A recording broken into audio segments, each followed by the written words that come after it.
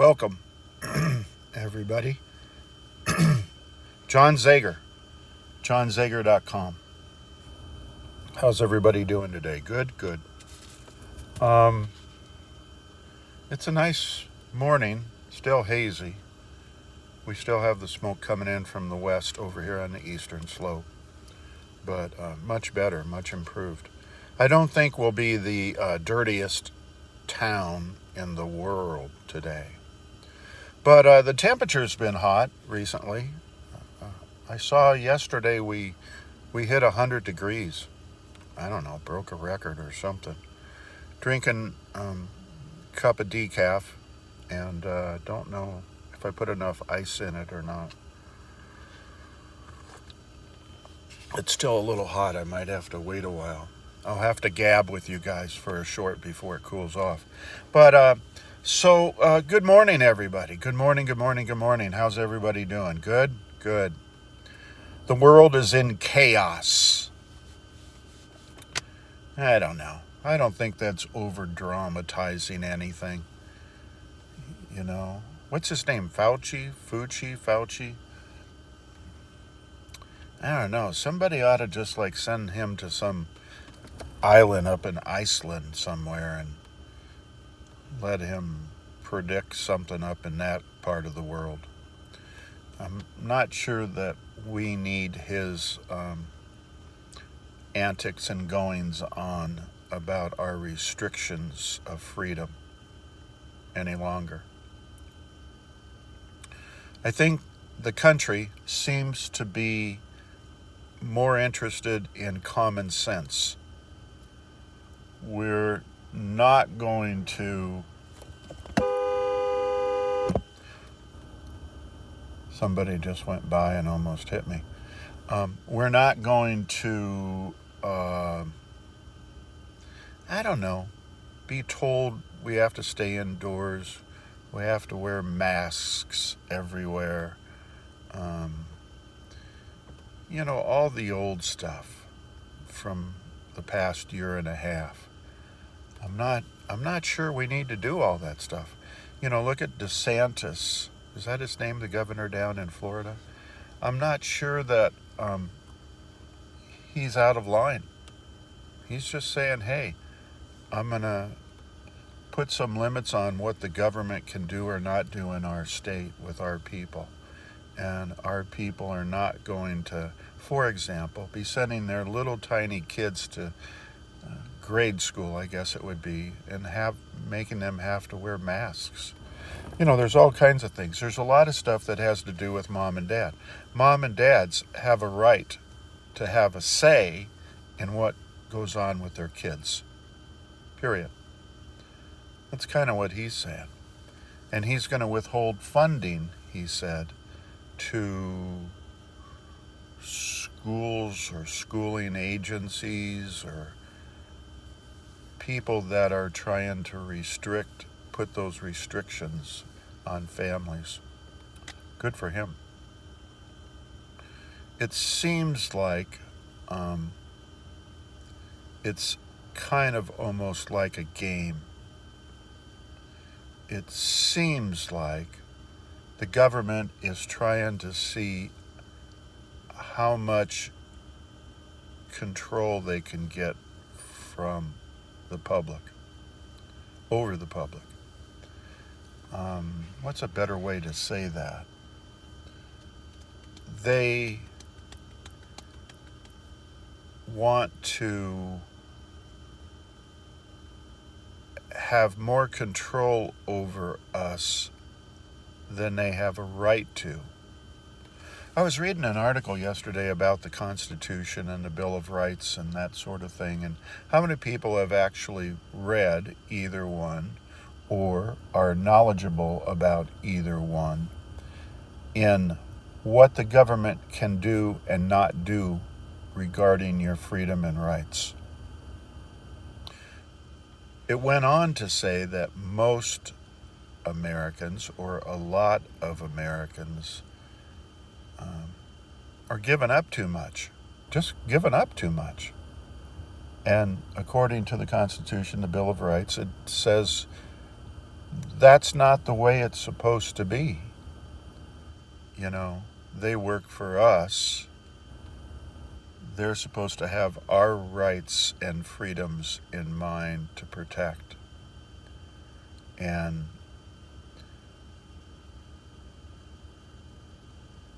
the feeling I'm getting as I read every day is that people are not going to give up stuff anymore. I read a kind of a radical article yesterday, I think it was, but it was basically saying that we're headed towards a civil war. The government now is tightening the clamps, and it's just going against the grain of America, what America is, and the people that live here. And we're not going to take it any longer, is what the article was saying.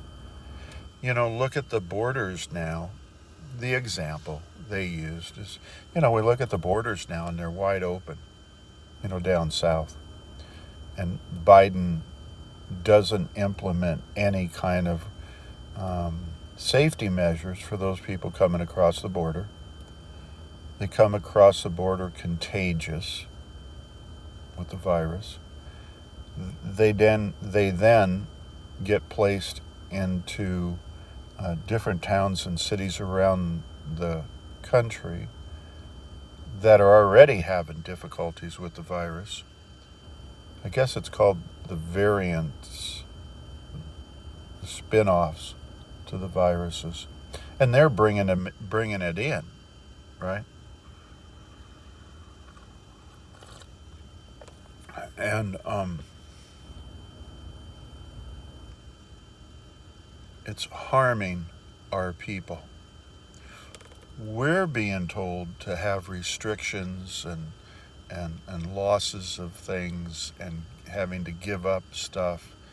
And what's the latest thing they're doing? Oh yeah, you have to show a card, which they talked about this a year ago, if I'm not mistaken. You would eventually have to have a card to go to a restaurant or a fast food restaurant, a movie theater, a store to go shopping. And they're now doing that, according to Biden and his policy. Of course, let's stop for a minute. Biden is an ignorant bastard, right? He's senile, has dementia, and is horribly illiterate. And I question his values and morals and those of his son, which seems to be a degenerate, right? I'm not even speaking out of school. I mean, that's just the facts. So he's really not our president. He's not capable of being our president. He's not capable of leadership of any kind. I mean, he's just not. He needs to be put in a senior center and be monitored with Pampers or something. He is someone who's being told how to run the government, what to say, and what to present to the people. None of this stuff is his. I mean, good gosh, please don't think this guy has a brain or intelligence or an IQ capable of making even bad decisions. He's incapable of even making decisions. So there's a lot of people behind the scenes that are actually running the government. And the vice president, I don't even know her name. Camilla? I don't know. The history behind that woman is dangerous at best. Horrified if she ever had to move into the president's spot. She should actually go before Biden.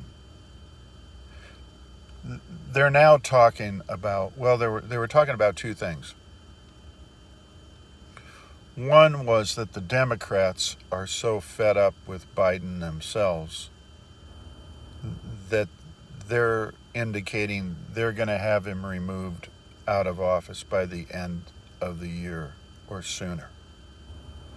Two, the talk now across America, it seems like, and what I listened to on, various podcasts from at least reputable sort of people,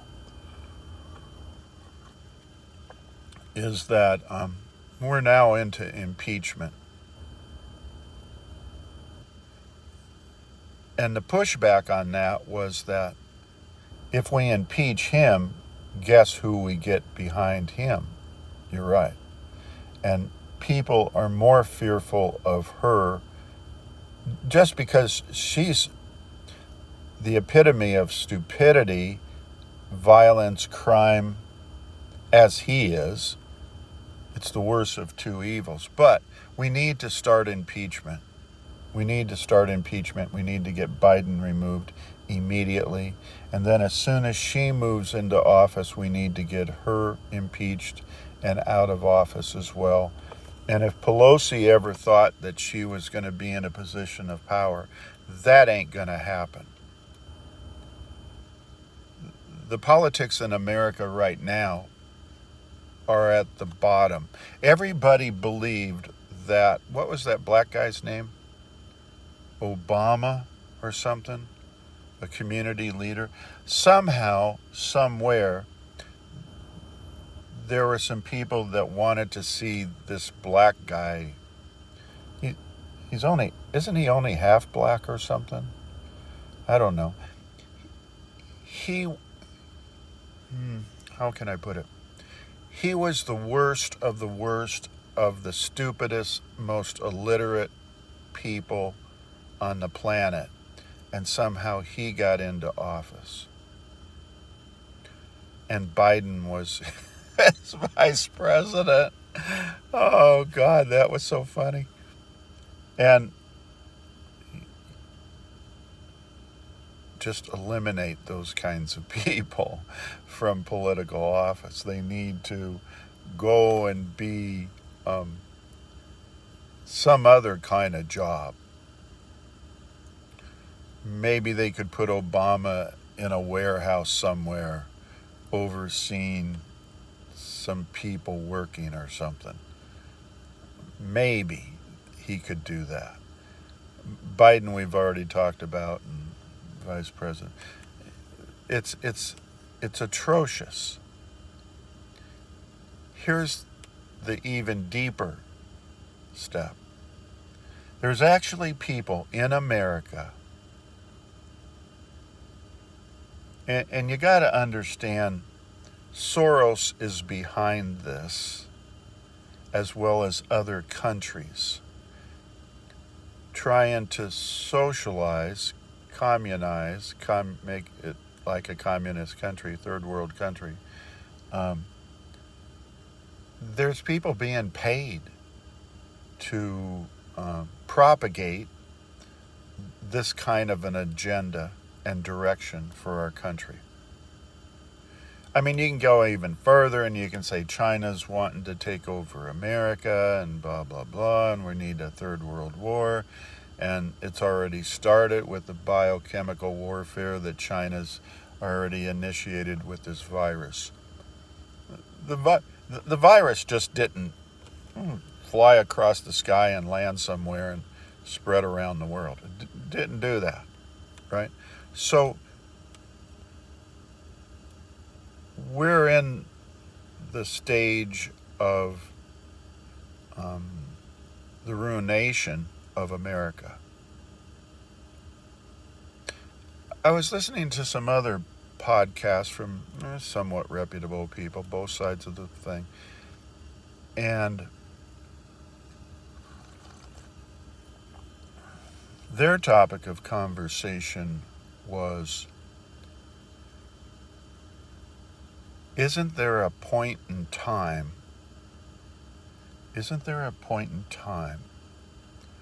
where people need to stand up?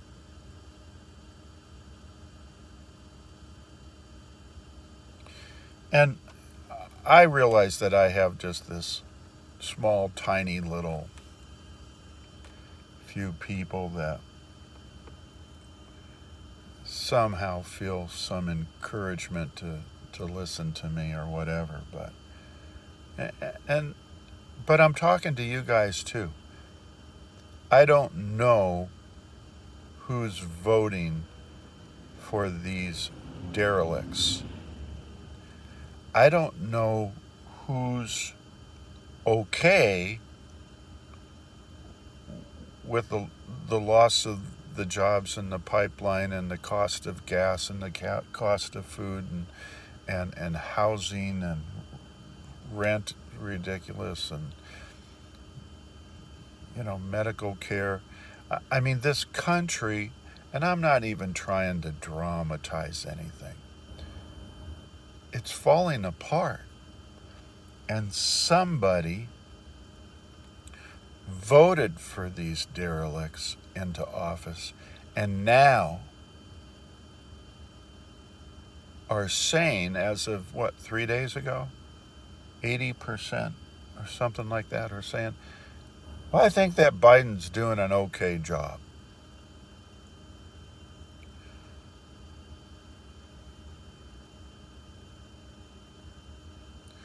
Brain dead.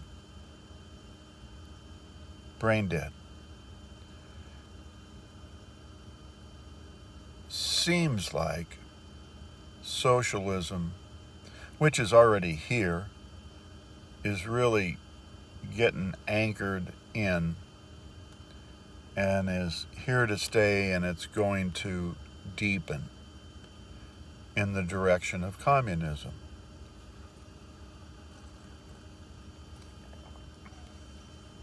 So, I mean, I guess I must be in the minority. Well, maybe there's 2 other people. I don't know. Maybe there's 6 other people.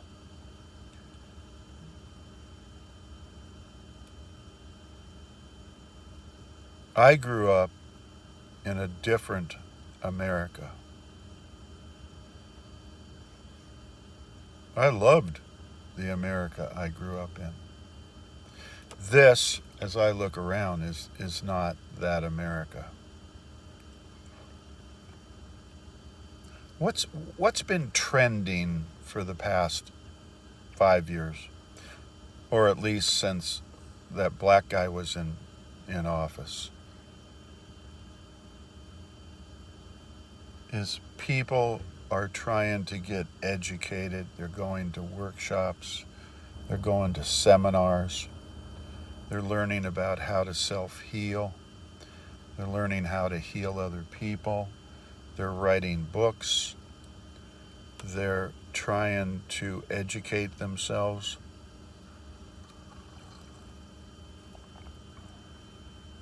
There's been a lot of movement towards that.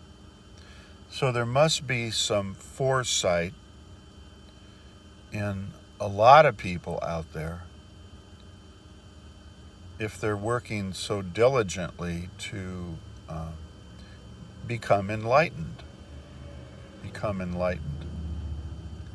But where are they?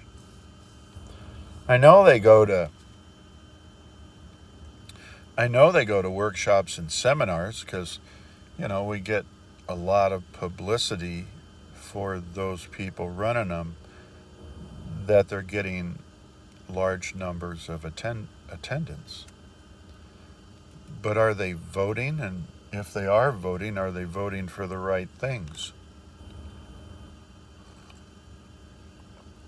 When I say the right things, I don't mean, necessarily only what I believe. I mean, I'm not saying I'm correct at all, other than I'm in the ballpark. I'm probably somewhere in the ballpark in my thinking. I had a doctor. I talked about this the other day, and I think I touched on it once, and then I was hush hush. And he was an older doctor. Came from a Christian medical practice, right?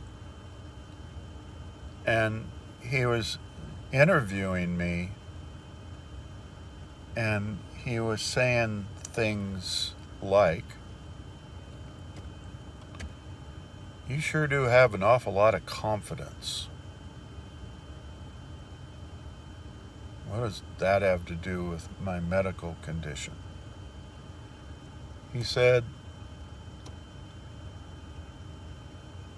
"You have a lot of lofty thoughts.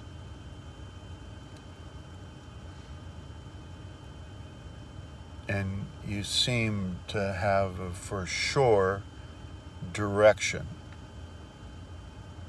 and view towards people."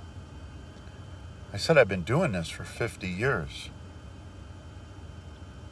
I've been doing psychology for 50 years. I've been seeing people for 50 years around the world.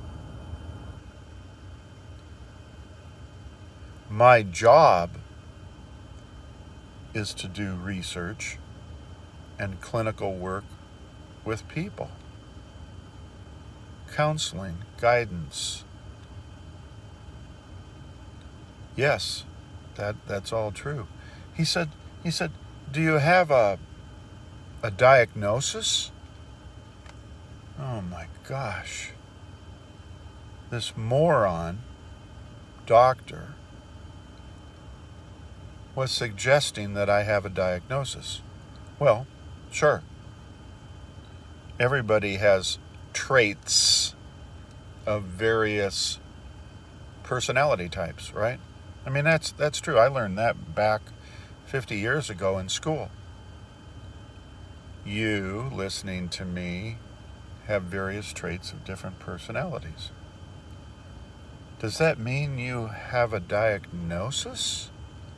No, of course not.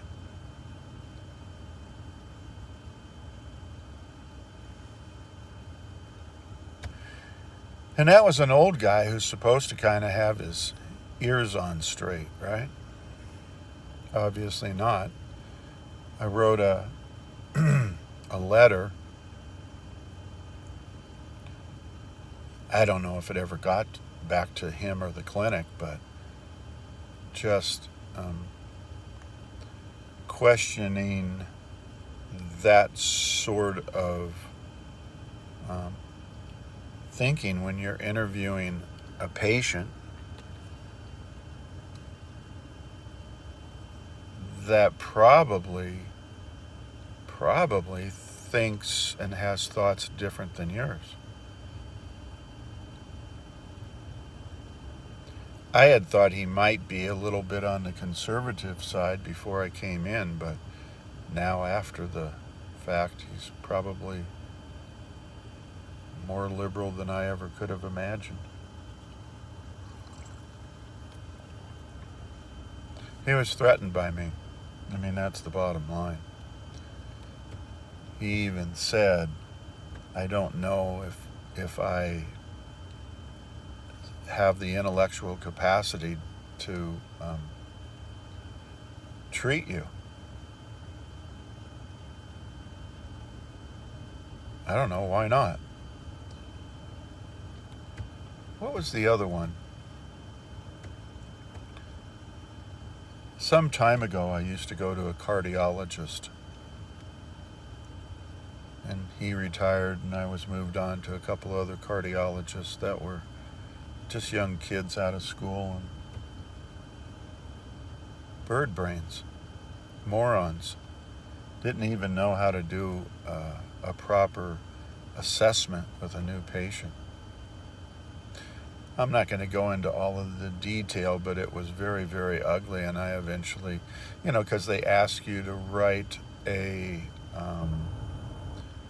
something for their website that reflects their clinic and practitioners, right?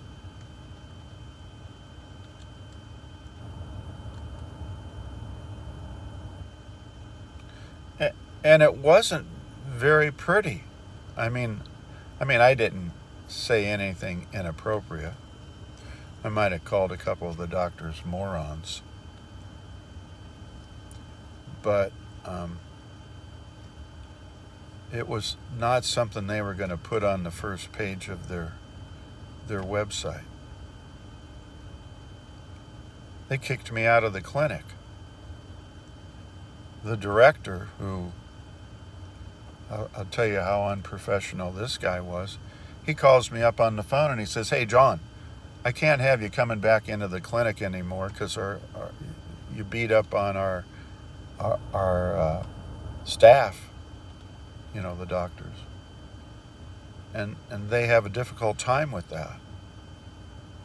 I said, "You're calling me up on the phone to give me a 5-minute conversation that you don't want me coming back in because their egos are too weak, because they're incompetent and they're not getting the proper education and training. You're calling me up on the phone and not asking me to come in and sit down with you and the staff that are feeling disgruntled and have a professional conversation in an office setting?"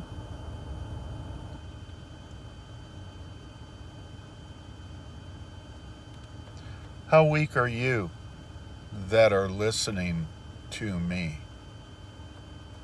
How much are you willing to say? Not in a huge derogatory way, but in a manner that would indicate I'm fairly upset with the service I'm receiving. Are you not allowed to do that? Are you not capable of doing that? Here's where we tie everything together. I was able to do that, and I'm proud that I did do that with those several doctors and clinics. I don't have any problem with that. I was asked to give some feedback.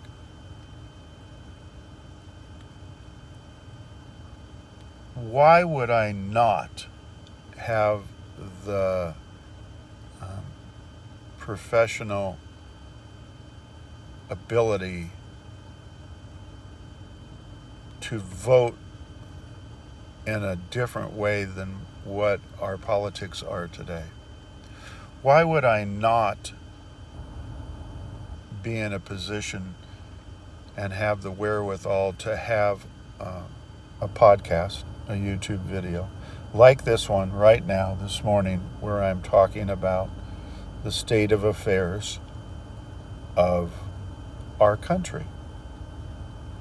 Why am I not allowed to talk like I am this morning about the high cost of gas and food and housing, and you can go on and on and on? Why would I not speak up about that?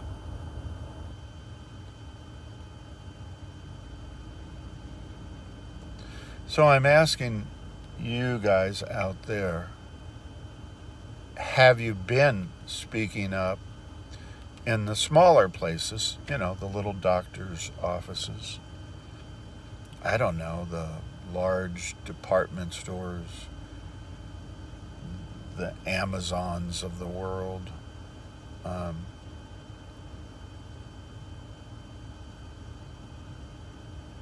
Do you ever put a little pushback on the guy in the gas station or the mechanic's shop, to where they have a part interest in the business. Have you ever been able to offer a little pushback to some of those people of, what are you doing? Gas has gone up $1 since spring. What's going on? Is it okay? Is it okay to make some people uncomfortable?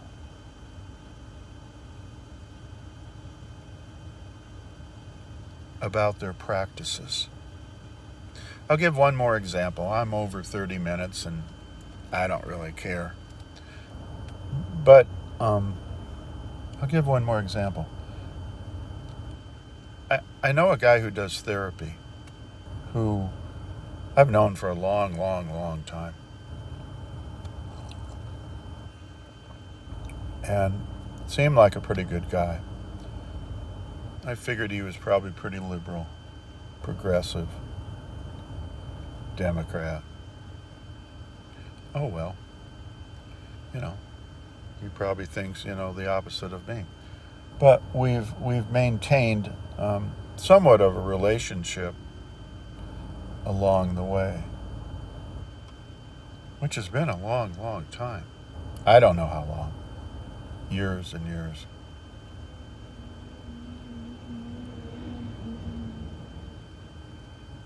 He pushes back with me from time to time, and I push back with him from time to time. I think he's kind of a moron as far as his ability to do therapy anyway. And I think he has a misconception of what he's actually doing. Sometimes you can't see that stuff when you're so close to it. And I would never recommend anybody to him. But I would never report him, to the state board or anything. I think he's capable of staying just inside the line of the quality of work that he does. But he portrays himself again, in the Christian realm, and I don't know. What I'm saying is it's okay to push back on that kind of a person who's doing therapy that's affecting the lives of people. Just as it's okay for us to push back on our government. And no, you're not taking our guns. No, you're not going to, do this, that, and the other thing. It's not happening. No, we're not going to have a card to go to McDonald's. It's okay to push back, you guys. It's okay to push back. And please do. It doesn't make you crazy. Doesn't make you a wild man. Doesn't make you subject to the penalty of law. Because you're not breaking any law. So anyway, I encourage people to take a little better look at what they're doing and the impact of what you're doing on the world and our country and our city and our town. If you would, maybe meditate on that a little while. God bless everybody. Take care of one another, and I'll look forward to talking to y'all again real soon. Thanks a lot. See you. Bye.